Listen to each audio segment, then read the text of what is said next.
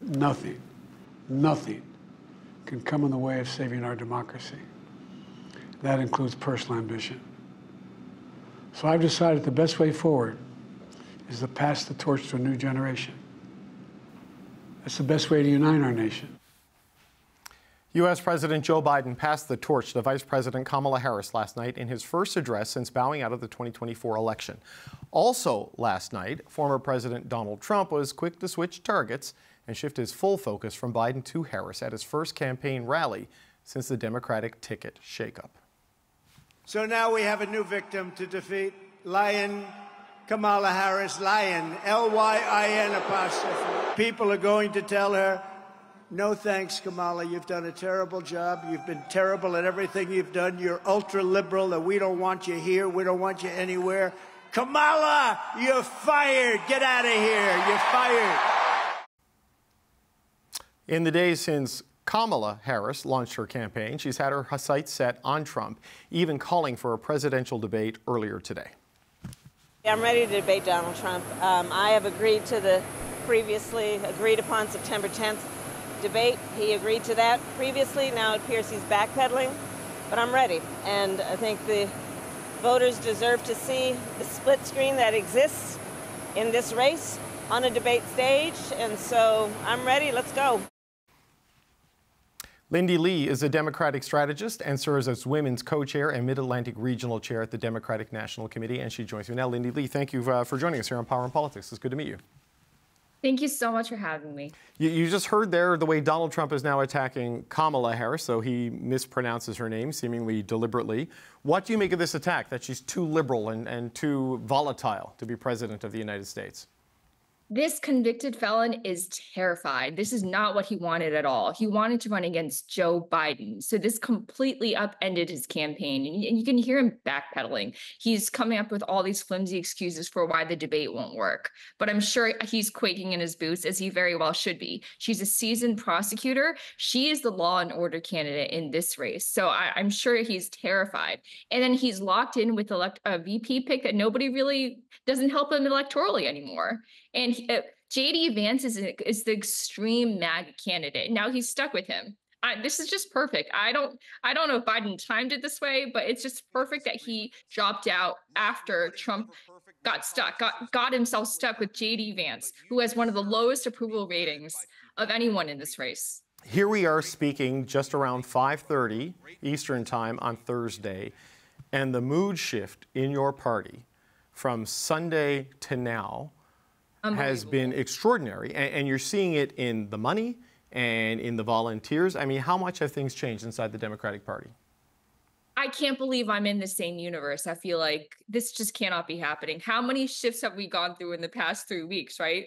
We went from, well, I actually view my world as before debate and after debate. I joke it's like AD and BD because that was such a seismic shift for our party. After the debate, fundraising came to a halt, and I was on Biden-Harris's National Finance Committee. It's now just the Harris National Finance Committee. But after the debate, I couldn't fundraise at all, and I am a seasoned fundraiser. But no money was coming in. And frankly, it was embarrassing to ask. The money just completely dried up. Now people are just forking it over. I just raised $2 million before I got on the interview with you. It's phenomenal. I have some of the most prominent people in Pennsylvania coming to this fundraiser. People are just so eager to jump on the Kamala train. So you couldn't raise money, and there, in the time leading up to when this interview started, on the phone, booking people to come to a fundraiser, you got $2 million? Is it already in the bank or just committed? Committed, but right. It's very much a hard pledge, because I don't want to name names, but these are the highest elected officials of the state. These are not people who are messing around, and their reputation is on the line. I do have some of that $2 million is hard contributions that already come in, but yeah, we have hard pledges and real contributions coming in. But these are like governors and former governors, so these people are not joking around. When they say they're going to do it, they're going to do it. Okay, so this is for the vice president. You know, saying you're talking real money, and you're talking it in a battleground state, because Pennsylvania is part of that Midwest blue wall. You've got to win. You're in Philadelphia right now. It's a must-win state. You're totally right. It's the blue wall, as you mentioned. The blue wall is Pennsylvania, Michigan, and Wisconsin. The path to the White House runs straight through the Commonwealth. So this is 19 electoral votes right here. And we're targeting the event that I just mentioned towards the second half of September, because a lot's going on in August, obviously, with the convention. I will be at the convention as well. Actually, they named me VIP influencer. It's the first time in history that they're elevating influencers. I'm also coming in as a donor, but it's amazing that they're, elevating members of my generation to give us a voice as well. This has never happened before. There's so many unprecedented aspects of this convention. Okay, so this conversation with me is not the highlight of your day, because you're going to be meeting with Kamala Harris and her team, I think, shortly after this conversation. Am I correct? So what do you want to hear from her? What do you want to hear from her in this meeting? I already, we did a call earlier. So this is, I think this is just about the event that I was, telling you about. I have, my entire days are like occupied with her now. It's just amazing. I feel like I was like sitting Shiva for the past 3 weeks. And suddenly I'm like resurrected from the dead. It's just amazing. It's, I finally feel hope. I was saying to someone, if Trump became president, I actually might move to British Columbia. So Canadians, watch out, I might come. Well, it's a beautiful province, and Democrats have said that a lot in the past, and they didn't necessarily do it even during the 4 years of the Trump presidency. Right. When he ran his first time, I was a little bit too young, but now I'm a very vocal critic. So, and he said he would imprison critics. It's part of Project 2025. And, a lot of times people say what he says he won't do, but he threatened to overturn Roe v. Wade. And look at where we are today. We have no more abortion rights. So I take it seriously. Okay, I know you've got to go because you've got to get to another meeting, but I just want to ask you about the city behind you and the state that surrounds it. Because Pennsylvania, the 19 electoral votes that you referenced, a must-win state. I know the governor there, Josh Shapiro, is on the short list of names being associated as a possible vice presidential pick for soon-to-be presidential nominee Kamala Harris. Who do you think she picks? Who do you think she should pick to round out the ticket? Well, in full disclosure, he appointed me commissioner of the state. So he's a dear friend of mine. I've been advocating personally for her team. So it's no secret. And I've been on air. I went on CNN to endorse him. So what makes him the pick? What makes him the pick, do you think? He is one of the most talented politicians I've ever met, and I've met so many. His ability to communicate is phenomenal. The way he handles crises is unparalleled. Our highway collapse down the street, I-95 collapse. Did you hear about this? Yeah, I-95 just went down. The way that he handled that in 2 weeks is just mind-boggling. He had a live stream, and then we had a parade to celebrate its opening, all within 2 weeks. The way that he handled this mess and this crisis became a national model. Wes Moore, I think, kind of like emulated the way that Shapiro handled it. Shapiro is just, he's on the cutting edge of politics. He is our future. He's just such a fantastic guy. And also on a personal level, he's incredibly loyal and just such a fundamentally good guy. And frankly, I can't say that about a lot of people in politics. Well, Lindy Li, it was good to meet you. We'll let you go and get to your meeting. That's Lindy Li, a Democratic political strategist and quite a successful fundraiser, at least today. Lindy, thanks for joining us today. Thank you. Joe Biden told Americans that his decision to step down was part of a push to protect American democracy. Nothing can come in the way of saving our democracy. That includes personal ambition. So I've decided the best way forward is to pass the torch to a new generation. That's the best way to unite our nation. With the torch passing to Harris, she is now looking to define what her own campaign for president would look like. Just today, Joe Biden and Kamala Harris met separately with visiting Israeli Prime Minister Benjamin Netanyahu, as Harris begins to navigate what bilateral relations would look like between her own government and Israel. Meanwhile, Donald Trump's vice presidential nominee begins to make his own mark. Earlier this week, previous comments by J.D. Vance resurfaced. He's heard calling Harris a childless cat lady, prompting backlash from prominent women across the country, including actor Jennifer Aniston, who said, "I truly can't believe this is coming from a potential VP of the United States." So there's a lot going on in the U.S. election race. We're going to talk about that with the Thursday Power Panel. James Moore is a former Conservative cabinet minister. Andrew Thompson is a former Saskatchewan NDP cabinet minister. And here with me in studio, Carleen Verheyen, a former chief of staff to Liberal cabinet ministers. Hello, gang. A lot's happened since we last convened here at the PNP set. So, Andrew, let's start with you. Your thoughts on how much the U.S. presidential race has fundamentally transformed over the last, I don't know, 10 days.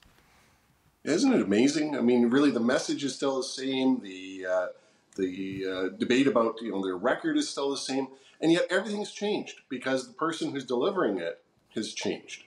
And in a lot of ways, I guess the other piece that's happened is Biden has really underscored the importance of the democracy argument that the Democrats have been trying to make by he himself stepping out of the race in order to promote how important it was. I mean, it's been a fascinating piece, whether it's all strategy, whether some of it was, in fact, simply a response to the debate. Who knows? But, surely political watchers, both in the U.S. and those who are watching Canadian politics, we ought to be thinking about how important that top spot is in terms of making sure your message gets listened to.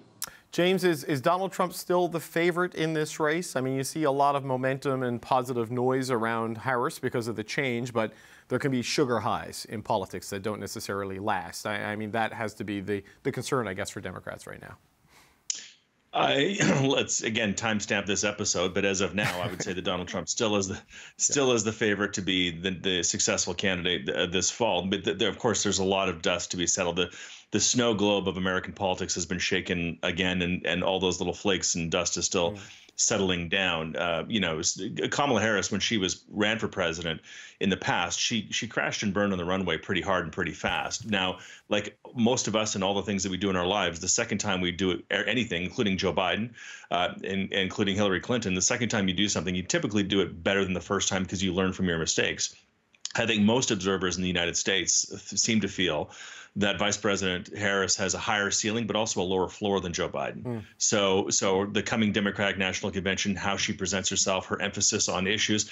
She has the interesting language she's using in her immediate launch right now around talking about freedom, which is usually a nomenclature of Republicans, but she talks about freedom in terms of women's freedom of choice and freedom of people to be free from the threat of gun violence or the perception of gun violence and so on. So there's a language switch going on in American politics where Republicans are tilting to sort of the blue collar working class voter, and Democrats are playing with their language a bit to try to appeal to a new audience. It's interesting, too, the way she has energized the donor base, Carleen. I had Lindy Li on the show earlier, who is a Democratic fundraiser based out of Pennsylvania. She said, I just raised $2 million. She said, which she said she couldn't do a month ago right after the debate. Well, I think about, as a former board member with the Liberal Party of Canada, we spent $42 million in the entire 2015 general election campaign. Kamala Harris raised twice that in 24 hours. That doesn't get you a congressional nomination in the United States, right? Exactly. But, I think what is clear to me, I mean, first of all, it was only 2 weeks ago we were all sitting here on set, and I think it was during a commercial break that we heard President Biden hosting the NATO summit in Washington at that time, accidentally refer to President Zelensky as President Putin. And that was one of those moments that I think a lot of people felt, okay, something's probably going to change here. The fact that it took as long as it did is interesting. I certainly think that Vice President Harris remains the underdog. The odds of the Democrats securing the presidency have probably improved, but it remains perhaps 50-50 at best. I think what's interesting, though, as an observation around politics in general, is that over the last decade, you have definitely seen the Republican Party, Donald Trump's party, become a party that is a cult of personality.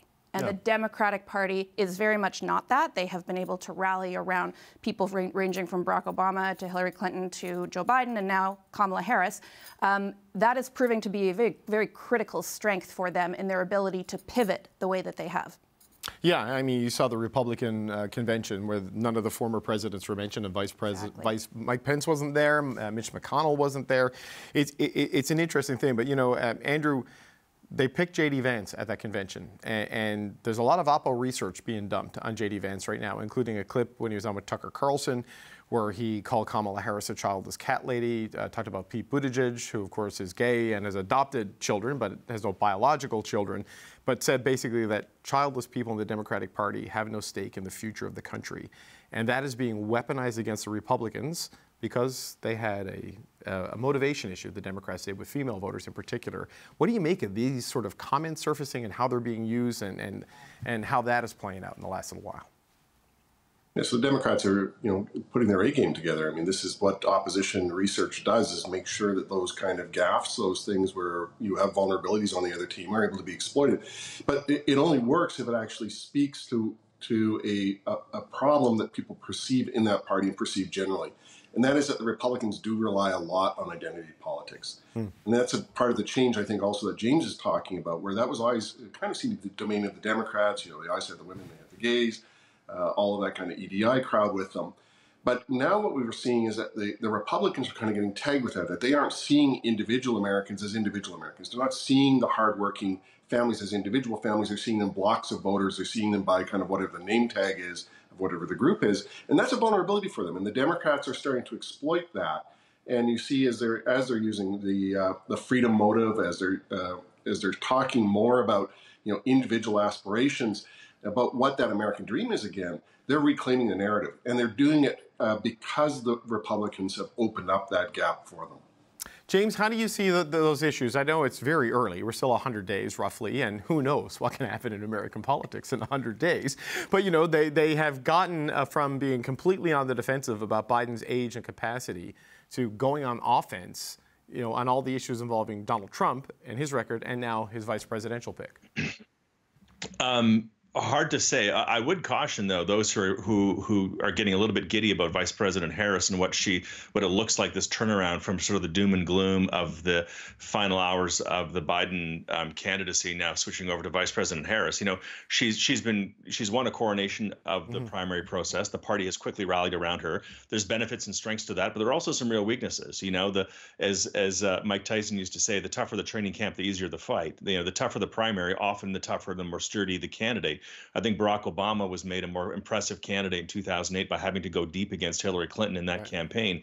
And then on top of that, you've got Vice President Harris, who's getting, frankly, very little scrutiny from the American mainstream media, who are welcoming her into the race, who are not challenging or criticizing her.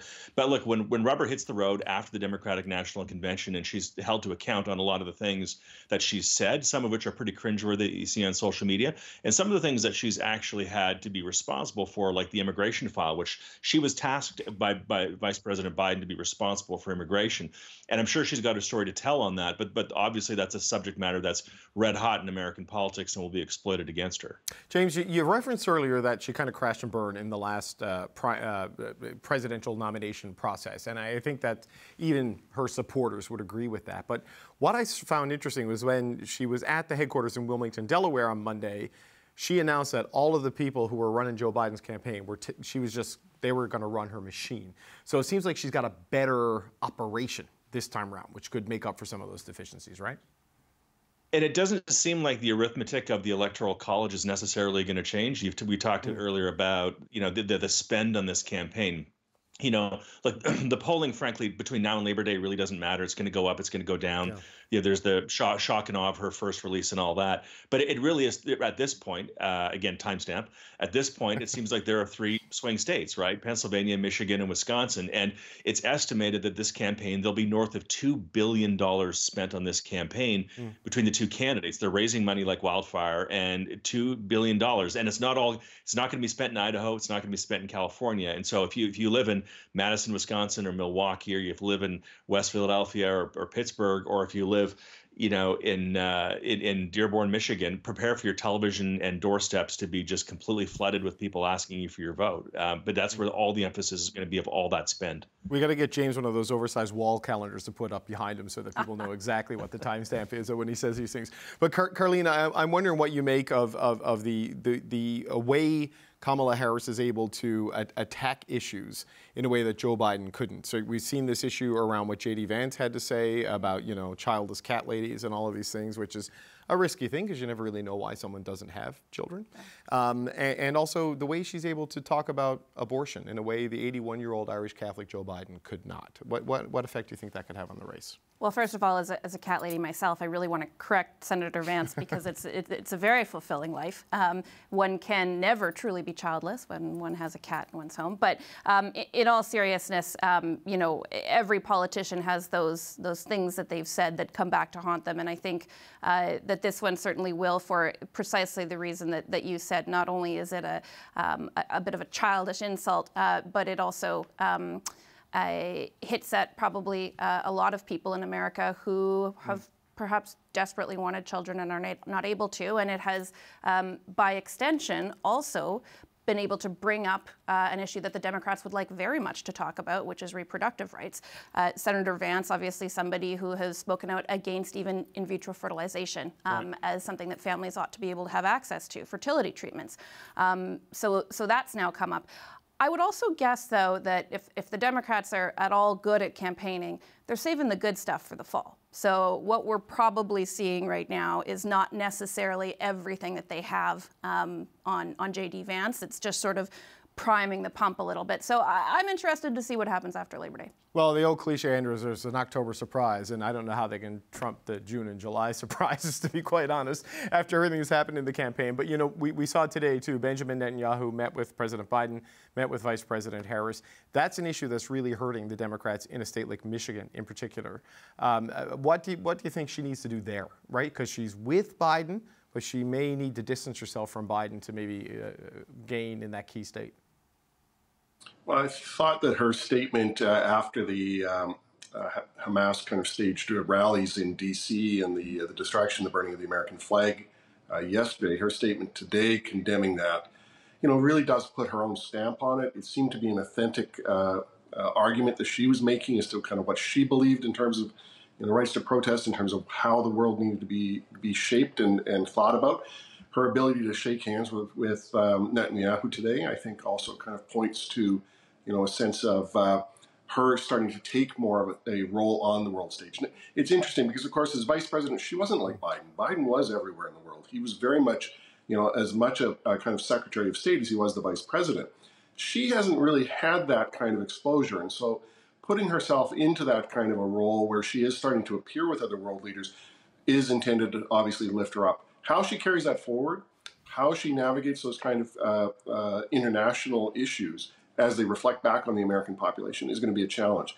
But from what I saw yesterday in that quick response to what the rioting looked like in D.C., she is playing on all the cards that she has as a former prosecutor, as a former attorney general, as a law and order kind of candidate, to strike the tone that I think middle America wants to hear. Okay, we're going to have to leave it there because we've got to get back to the Jasper situation because we're expecting an update any minute soon from federal officials. I know, it's an awful thing.